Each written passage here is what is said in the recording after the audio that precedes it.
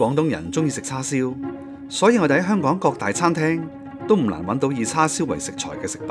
一塊平凡嘅梅頭肉，經過師傅精心醃製，加上準成嘅火候烤煉之後，就成為一份色澤鮮明、軟嫩多汁嘅叉燒。喺香港正正有一位燒味師傅，佢嘅人生就好似炮製燒味嘅過程一樣，歷經百味嘅試煉之後，終於擁有今日嘅豐盛人生。佢就係今日故事嘅主角朱志輝師傅。經歷2次偷渡失敗之後，朱師傅終於喺17歲嗰年就夢想成真，成功偷渡來港。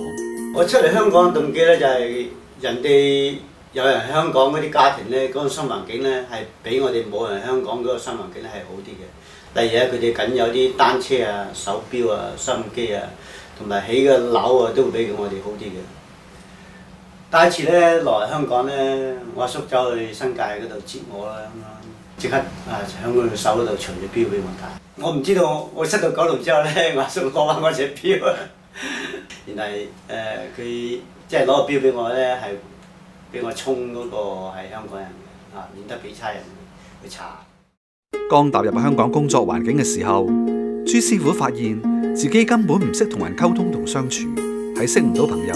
加上轉做燒味之後，經常長時間工作，佢覺得自己嘅生活越嚟越苦悶。所以我跟師傅咧，去指揮師傅去賭錢咧，帶埋我哋走去，即係識下啲人啊咁樣。久唔久跟得多咧，咁啊師傅都多時親埋我哋去玩啊咁樣。最初賭咧就唔覺嘅，即係照係真係娛樂下嘅啫。賭下就唔係娛樂啦，變咗刺激嘅。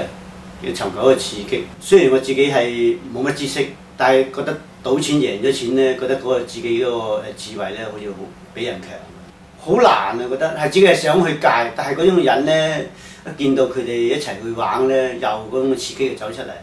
記得有一次咧，喺公司有一晚又係輸咗錢咁樣，翻工啦。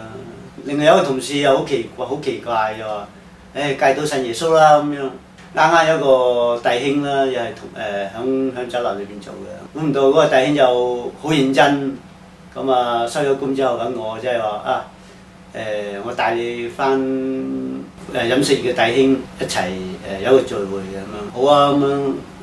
嗱，不是嗰晚又冇錢賭。第一次翻飲食業福音團契嘅佢，唔太習慣教會嘅模式。但係當佢見到飲福弟兄們都係廚師，唔需要賭錢都咁開心，令朱師傅好好奇。我上到佢聚會嗰度咧，覺得有班人係覺得好奇怪咯。我第一次見一班人走埋一齊，竟然可以唔賭錢嘅，查經啊、唱下歌啊，佢都覺得好開心嘅喎。所以呢樣嘢吸引我。於是佢決心探究，到底點樣可以同佢哋一樣喜樂。記得有一次，自己落場啊，咁響下樓梯聽詩歌啊，自己好多嘢係唔記得咗嘅，響嗰度浮現翻嚟。尤其係自己細個咁樣揸住刀仔傷個人，嗰刻嗰個畫面，自己都成10幾年啦，先至浮現出嚟。我覺得即係好奇怪，點會有呢種嘅嘢走咗出嚟咧？咁樣香港喺裏邊自己行到咗成個枝頭咁，但係神好熱納我，好感動我，即係嗰刻俾我真係好大嘅經歷。上帝最終醫治咗朱師傅自細嘅自卑感同埋寂寞嘅心，朱師傅就唔再需要靠賭博去尋求自我價值。其實心態上係改變咗咯。如果我哋信咗主咧，就睇嘅嘢同佢未信主睇嘢唔同咯。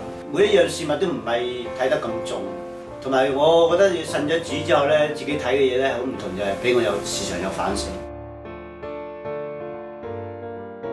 其實每一次咧，一講到朱輝咧，我其實好開心，因為佢係一個好典型嘅一個飲食業裏邊信主嘅弟兄，好鮮明睇到咧，佢信主之後，信主之前咧嗰個嘅好大嘅對比，特別係睇到佢嗰種開心，佢信耶穌之後嗰種嘅開心咧，同弟兄姊妹一齊相處嘅時候嗰種嘅滿足咧，我喺佢身上咧，我係完全咧可以咧去睇到出嚟。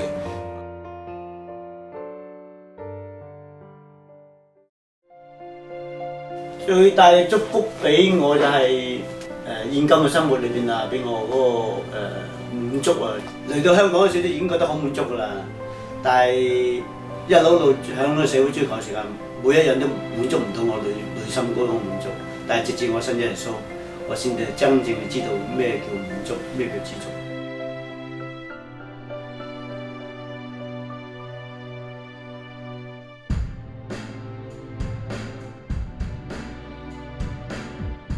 其實喺呢行裏邊咧，都好多好似我過往咁未認識神，但係自己都好渴望，即係繼續留喺呢行裏邊，將呢份福分帶俾佢哋。